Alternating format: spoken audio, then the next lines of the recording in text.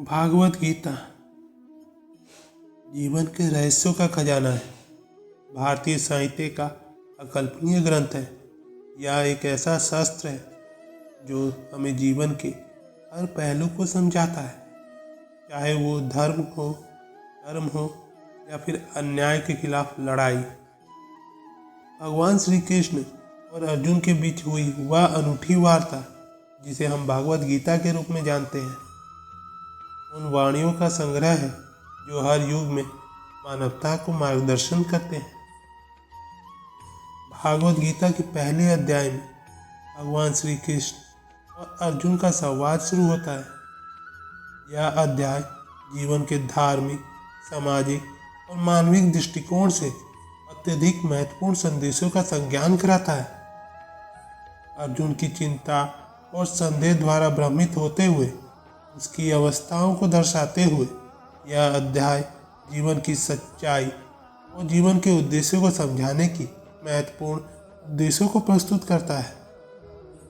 तो दोस्तों, आपको अगर वीडियो पसंद आती है तो अपने दोस्तों के पास ज़रूर शेयर कीजिएगा और मेरे चैनल को ज़रूर सब्सक्राइब कीजिएगा। तो चलिए दोस्तों, हम भगवत गीता के प्रथम अध्याय को शुरू करते हैं। प्रथम अध्याय का पहला श्लोक, धर्म क्षेत्रे कुरुक्षेत्रे संवेता युयुत्सवः ममकाः पांडवाश्चैव किं कुर्वत् संजय। इस श्लोक में धृतराष्ट्र अपने बंधुओं और पांडवों के बीच हो रहे महाभारत युद्ध के क्षेत्र का वर्णन कर रहे हैं। या इस युद्ध को वे एक युयोत्सव के समान संज्ञान कर रहे हैं जो धर्म के क्षेत्र में युद्ध के रूप में हो रहा है। इस श्लोक में उन्होंने प्रश्न किया कि धृतराष्ट्र के पुत्रों और पांडवों ने युद्ध क्या किया। यह प्रश्न धृतराष्ट्र अधिकारी संजय से किया जा रहा है, जो महाभारत के युद्ध में घटनाक्रम को उन्हें बताते हैं। इस श्लोक में महाभारत के प्रारंभिक विवाद का वर्णन किया गया है, जो कि धर्म और अधर्म के संघर्ष के रूप में हो रहा है। दृष्टवा तु पांडवानीकं व्यूधान दुर्योधनास्तदा आचार्य मुपसंगमय राजा वचनम ब्राविता। इस श्लोक में धृतराष्ट्र के पुत्र दुर्योधन की व्यूह रचना के बारे में चर्चा हो रही है। जब उन्होंने पांडवों की सेना को व्यूह में तैयार होते हुए देखा तो उन्होंने अपने गुरु द्रोणाचार्य के पास जाकर कुछ वचन कहे। यहाँ पर धृतराष्ट्र के पुत्र दुर्योधन की चिंता और संशय का वर्णन किया गया है, जो युद्ध के आगे की स्थिति पर उन्हें चिंतित करता है। धृतराष्ट्र के द्वारा द्रोणाचार्य से वार्ता करने का उल्लेख करने से यह श्लोक युद्ध में प्रारंभिक संदर्भ को और भी रोमांचक बनाता है।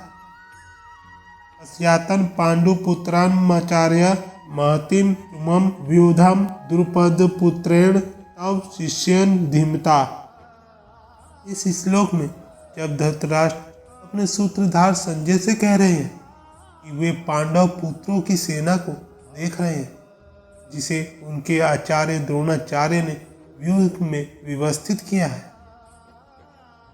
इस सेना का नेतृत्व धृष्टद्युम्न ने किया है, जो कि द्रुपद के पुत्र हैं और धीमान है।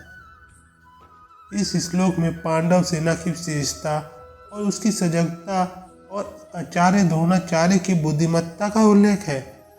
यह सेना विचारशीलता और साहस का प्रतीक है, जिससे धृतराष्ट्र को युद्ध की भयंकरता का सामना करना पड़ता है। तो दोस्तों, चौथे, पांचवें, छठे श्लोक का हम भावार्थ एक साथ बताएंगे। अत्र शूरा माहेशवासा भीमार्जुन समायुधि युयुधानो विराटश्च द्रुपदश्च महारथा दृष्टकेतुश्च कीताना काशीराजश्च वीरवान पुराजितु कुंती भोजाश्च शिवश्च पुनगवा युद्धमानश्च विक्रांतः उत्तमोजश्च वीरवान सौभद्रो द्रौपदश्च सर्वे एवं महारथा। श्लोक 4, 5, 6 में इस सेना में बड़े बड़े धनुष वाले तथा युद्ध में भीम और अर्जुन के समान सूरवीर सत्याकी और विराट तथा महारथी राजा द्रुपद, धृष्टकेतु और चेकितान तथा बलवान काशीराज, पुराजित, कुंतीभोज और मनुष्य के श्रेष्ठ सभ्य पराक्रमी युधामन्यु तथा बलवान उत्तमौजा, सुभद्रा पुत्र अभिमन्यु एवं द्रौपदी के पांचों पुत्रों, ये सभी महारथी हैं। अस्माकं तु विशिष्टा ये तानि बोधम द्विजोताम नायकम मम सनस्य संज्ञानार्थम तन ब्रवीमि ते। इस श्लोक में जहाँ धृतराष्ट्र के पुत्र दुर्योधन द्रोणाचार्य से युद्ध में उनके पांडव सेनापति के बारे में जानना चाहते हैं, उन्होंने कहा है कि वे पांडवों के विशेष सेनापतियों के बारे में जानना चाहते हैं जो मेरी सेना के प्रमुख नायक हैं। यहाँ एक धृतराष्ट्र के पुत्र दुर्योधन ने अपने गुरु द्रोणाचार्य से युद्ध के प्रारंभिक दृश्य के समय पांडवों के नेतृत्व में कौन कौन से योद्धा हैं उनके बारे में पूछा। भवान भीमश्च कर्णश्च कृपाश्च मृत्युंजय अश्वत्थामा विकर्णश्च स्वमादितिस्थितैव च। इस श्लोक में जहाँ धृतराष्ट्र के पुत्र दुर्योधन द्रोणाचार्य से कह रहे हैं कि महाभारत युद्ध में कौन कौन से महान योद्धा हैं, उन्होंने कहा है कि भीष्म, कर्ण, कृपा, धृतराष्ट्र, अश्वत्थामा, विकर्ण और सोमादित्य, ये सभी योद्धा हमारी सेना के नेता हैं। यहाँ पे धृतराष्ट्र के पुत्र दुर्योधन ने अपने गुरु द्रोणाचार्य की युद्ध के प्रारंभिक दृश्य के समय युद्ध के प्रमुख योद्धाओं के बारे में पूछा है। अन्य च बहवः शूरा मदर्थे तयाक्ता जीविता नानशस्त्र प्राणा सर्वे युद्ध विशारदा। इस श्लोक में जहाँ धृतराष्ट्र ने पुत्र दुर्योधन द्रोणाचार्य से कह रहे हैं कि उनकी सेना में बहुत से और भी शूरवीर योद्धा हैं जो उन्हें समर्पित हैं और अपनी जान की बाजी लगा चुके हैं। इनमें से सभी योद्धा अनेक प्रकार के शस्त्रों का प्रयोग करने में निपुण हैं और युद्ध में अत्यंत कुशल हैं। यह श्लोक धृतराष्ट्र के पुत्र दुर्योधन द्वारा उनके गुरु द्रोणाचार्य से कहा जाता है जो युद्ध में उनके विपक्षी शत्रु योद्धाओं के बारे में जानना चाहते हैं। अपर्याप्तम तदस्माकं बलम भीष्म विरक्षितम पर्याप्तम तिवेदिमेतेषां बलम इमभिरक्षितम। इस श्लोक में जहाँ धृतराष्ट्र के पुत्र दुर्योधन अपने गुरु द्रोणाचार्य से कह रहे हैं कि हमारी सेना में भीष्म पितामह के साथ अपर्याप्त बल है, जिसका मतलब यह है कि वह बल हमें पर्याप्त नहीं लगता, परंतु पांडव सेना का बल भीम के साथ पर्याप्त है, अर्थात वह बल उन्हें पर्याप्त लगता है। यह श्लोक धृतराष्ट्र के पुत्र दुर्योधन द्वारा उनके गुरु द्रोणाचार्य से कहा जाता है जो युद्ध में उनके विपक्षी शत्रु योद्धाओं के बारे में जानना चाहते हैं। अयनिषु च सर्वेषु यथा भागम वस्थिताः भीष्ममेवाभिरक्षन्तु भवन्तः सर्वा एव हि। इस श्लोक का अर्थ है जहाँ धृतराष्ट्र के पुत्र दुर्योधन अपने गुरु द्रोणाचार्य से कह रहे हैं कि उनकी सेना में सभी योद्धाएं अपने अपने स्थानों पर विचारशीलता से विचार कर रखे हैं, लेकिन सभी योद्धाएं भीष्म पितामह का ही संरक्षण करें क्योंकि भीष्म पितामह उनकी सेना का मुख्य आधार है। यहाँ पर धृतराष्ट्र के पुत्र दुर्योधन ने अपने गुरु द्रोणाचार्य से कहा जाता है जो युद्ध में उनके विपक्षी शत्रु योद्धाओं के बारे में जानना चाहते हैं। तस्य संजनायन हर्षं कुरुवर्धनं पितामह सिननादं विध्वश्च शंख दद्मौ प्रतापवानम्। इस श्लोक का अर्थ है जहाँ भीष्म पितामह कुरुवंश के वध और प्राचीन सेनापति अपने विशेष स्थान पर उत्साहित हो रहे हैं, वे उत्साह और गर्व के साथ सिंह की आवाज के समान ध्वनि उठा रहे हैं, अपने प्रतापशाली शंख की ध्वनि को गुंजा रहे हैं। यह श्लोक भीष्म पितामह की शक्ति और उनके योद्धाओं के मनोबल को बढ़ाने की भावनाओं को दर्शाता है, जो उनके आत्मविश्वास और युद्ध के लिए तैयारी का प्रतीक है। ततः शंखश्च भैरश्च पन्वानकागो मुखः स सायवा भयंता सा शब्दस्तु मूलो भवता। इस श्लोक का अर्थ है, जहाँ महाभारत के दोनों पक्षों के योद्धा अपने धनुषों, शंखों, भेरियों और पावकों की ध्वनि के साथ युद्ध के लिए तैयार हो रहे हैं। इस श्लोक में युद्ध के प्रारंभिक वातावरण का वर्णन किया जा रहा है, जो कि योद्धाओं के उत्साह और युद्ध की तैयारी का प्रतीक है। यह ध्वनि सभी को युद्ध में जुटा रहता है और युद्ध के अभियान की शुरुआत को सूचित करता है। तत्सैतैर्हयरुते महति सयन्दने स्थितौ माधव पांडवश्च दिव्य शंखो प्रदादमथु। इस श्लोक का अर्थ है, जहाँ भगवान श्री कृष्ण और अर्जुन, जो पांडव सेना के प्रमुख हैं, उन्होंने अपने दिव्य रूप में एक दिव्य शंख बजाया। वे श्वेत होने वाले घोड़ों में बैठे हुए थे और एक विशाल सैनन पर स्थित थे। इस श्लोक में भगवान श्री कृष्ण अर्जुन के द्वारा दिव्य शंखों का प्रयोग किया जाता है, जो युद्ध के प्रारंभिक दृश्यों को सूचित करता है। यह ध्वनि सेना को युद्ध के लिए तैयार करती है और उनका मनोबल बढ़ाती है। पंचाजन्यन हरिकेशो देवदत्तम धनंजय पांडुरम दधमो महाशंख भीम कार्मा वर्कोदर। इस श्लोक में भगवान श्री कृष्ण और अर्जुन, जो पांडव सेना के प्रमुख हैं, उन्होंने अपने शंख बजाए। भगवान कृष्ण ने पंचाजन्य शंख बजाया और अर्जुन ने धनंजय शंख बजाया। इसके अतिरिक्त भीमसेन, जिन्हें वर्कोदर कहा जाता है, उन्हें पांडव शंख बजाया।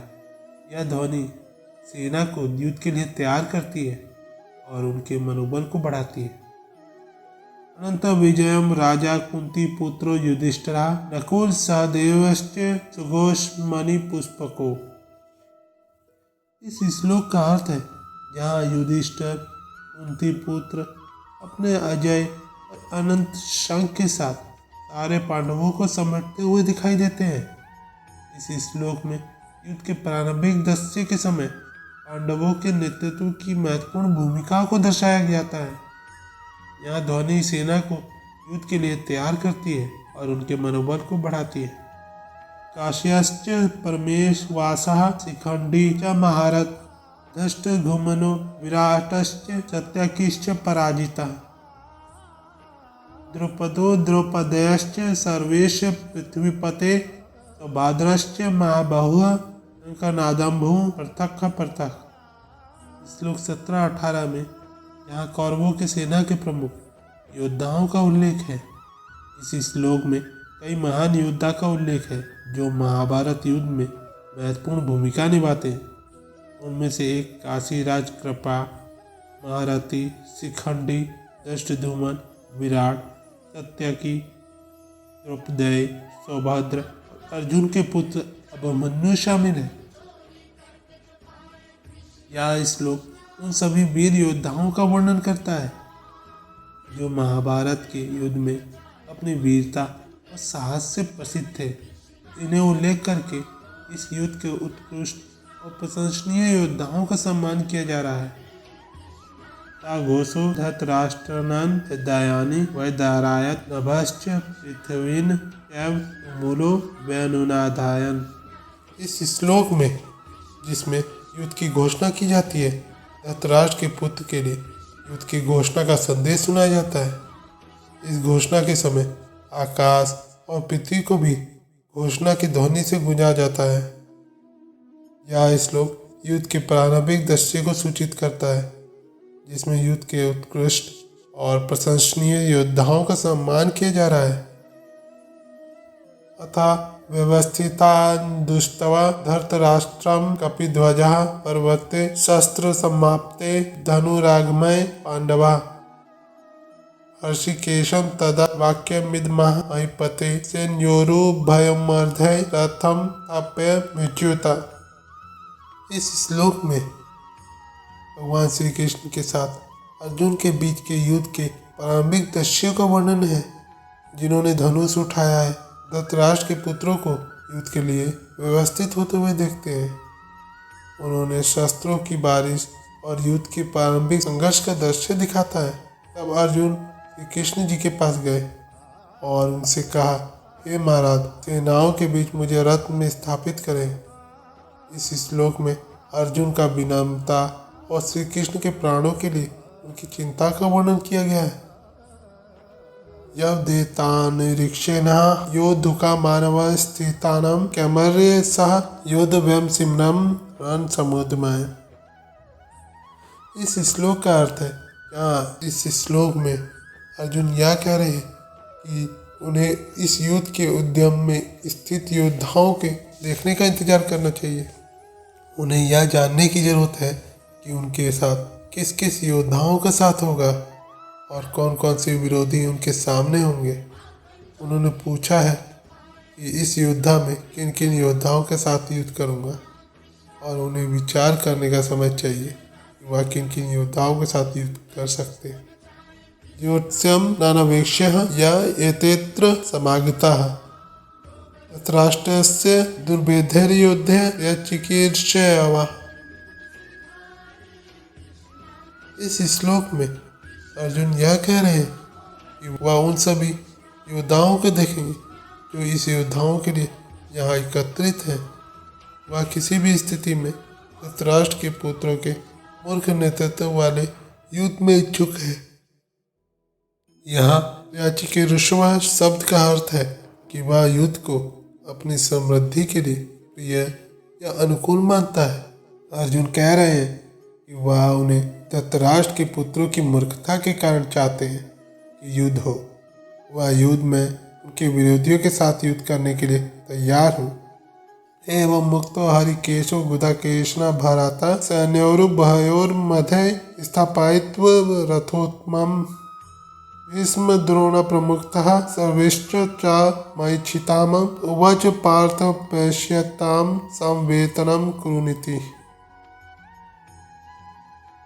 श्लोक 24 और 25 में संजय बोलते हैं, हे धृतराष्ट्र, अर्जुन द्वारा कहे अनुसार महाराज श्री कृष्ण ने दोनों सेनाओं के बीच में भीष्म और द्रोणाचार्य के सामने तथा संपूर्ण राजाओं के सामने उत्तम रथ को खड़ा कर इस प्रकार कहा कि हे पार्थ, युद्ध के लिए जुटे हुए इन कौरवों को देख।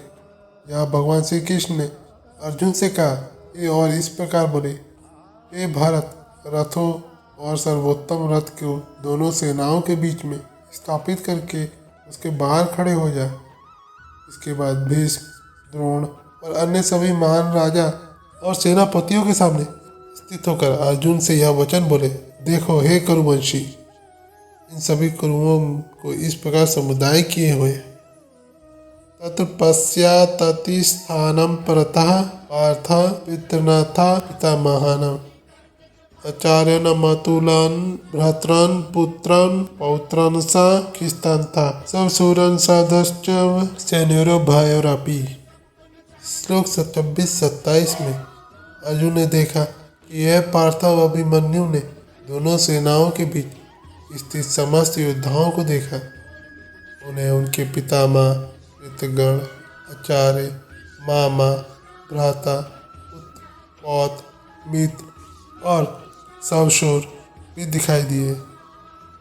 इस समय उन्होंने दोनों सेनाओं में खड़े हुए अपने रिश्तेदारों और मित्रों को देखा।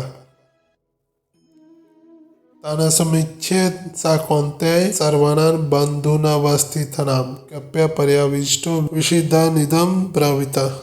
तो 27 और 28 में अर्जुन ने सभी अपने बंधुओं को देखकर जो भी सेनाओं में खड़े थे उनकी समीक्षा की। फिर उनमें दुखी होकर भगवान श्री कृष्ण से निम्नलिखित वचन बोले। कौन्तेय अर्थात अर्जुन अपने सभी बंधुओं और रिश्तेदारों को देखकर वे विषाद में पूरी तरह डूबे हुए हैं। दष्टभीमं स्वजनं कृष्णं युयुत्सं समुपस्थितं सिद्धान्ति मम गात्राणि मुखं च परिशेष्यति विपुतश्च शरीरे में रोमहर्षश्च जायते।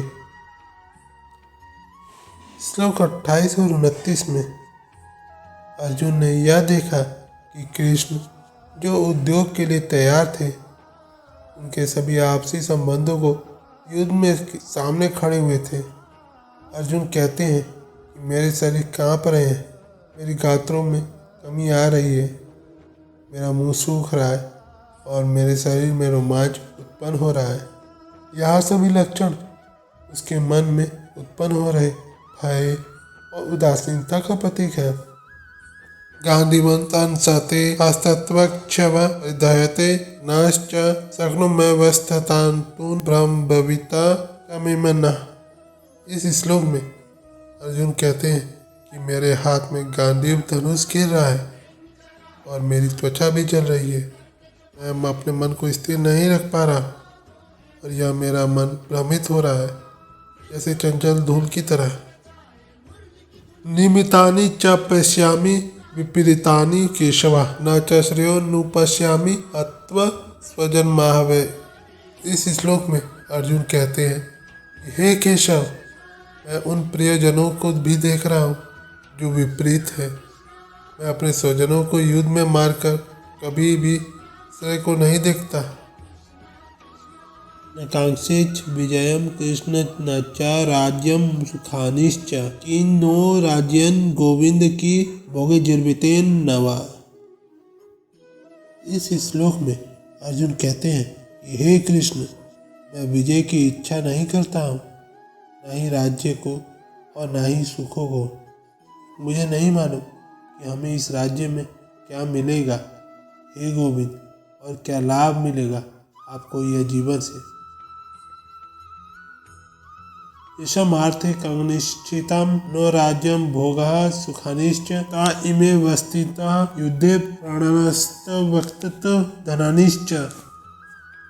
इस श्लोक में उन लोगों के लिए जिनके लिए हम राज्य, भोग और सुख की इच्छा करते हैं, वे सभी युद्ध में स्थित हैं, प्राणों और धन को छोड़कर।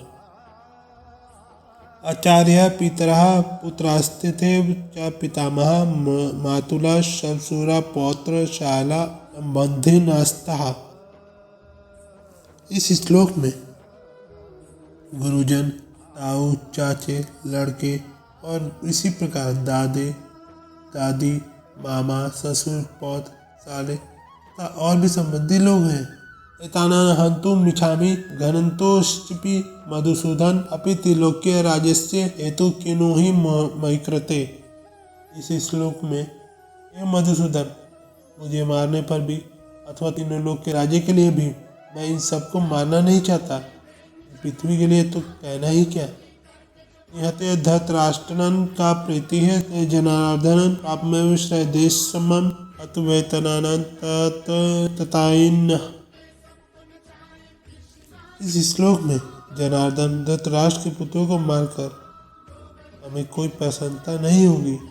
ऐसा करने से हम अपने पाप का आश्रय लेंगे, क्योंकि यह अज्ञानी और अधर्मी है। तस्मान्श्चार्यः व्याहन अंतून धृतराष्ट्रन सवद बंधवान सवजनम ही कथा हत्वा सुखिनः श्याम माधव। इस श्लोक में अतएव हे माधव, अपने ही बांधव धृतराष्ट्र के पुत्रों को मारने के लिए हम योग्य नहीं हैं, क्योंकि अपने ही कुटुंब और मारकर हम कैसे सुखी होंगे। यद्यपि न पश्यन्ति लोभोपाचेतस्य कुलक्षय कृतं दोषं मित्रद्रोहे च पातक्रम कथनं न ज्ञाम संभाभिः पापवदन समानित वर्षितम्।